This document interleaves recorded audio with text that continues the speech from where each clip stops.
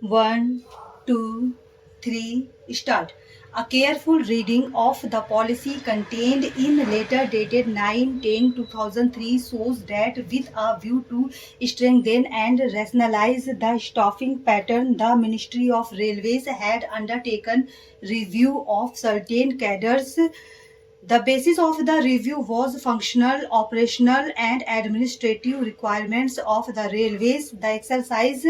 was intended to improve the efficiency of administration by providing incentives to the existing employees in the form of better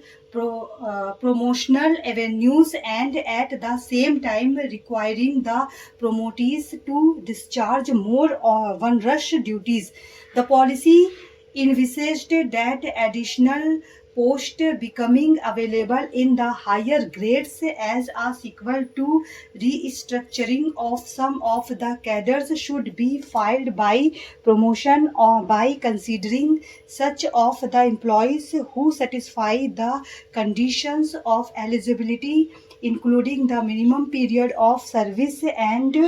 who are adjudged suitable by the process of selection. This cannot be equated with upgradation of posts which are required to be filled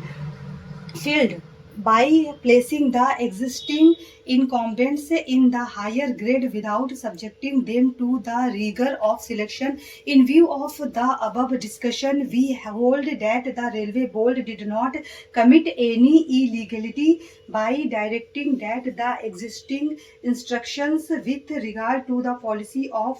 reservation of post for scheduled caste and scheduled tribes will apply at the stage of effecting promotion against the additional post,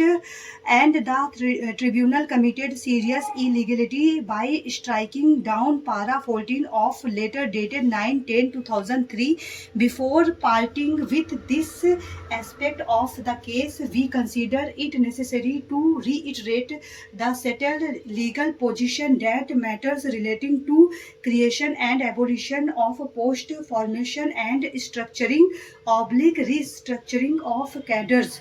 prescribing the source oblique mode of recruitment and qualifications criteria for of selection, evaluation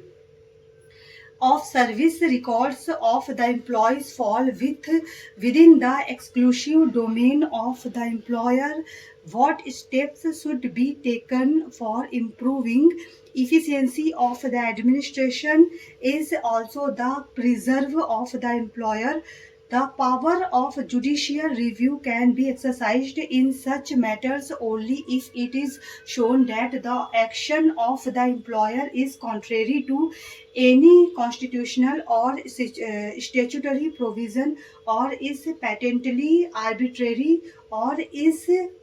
vitiated due to malafide.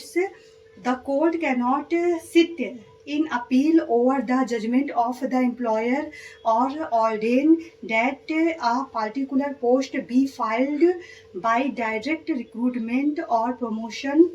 or by transfer. The court has no role in determining the methodology of recruitment or laying down the criteria of selection. It is also not open for the court to make comparative evaluation of the merit of the candidates. The court cannot suggest the manner in which the employer should structure or restructure the cadres for the purpose of improving efficiency of administration. Nothing in this article shall prevent the state from making any provision for reservation in matters of promotion to any class or classes of posts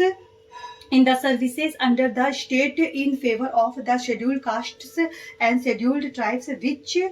in the opinion of the state are not adequately represented in the services under the state stock.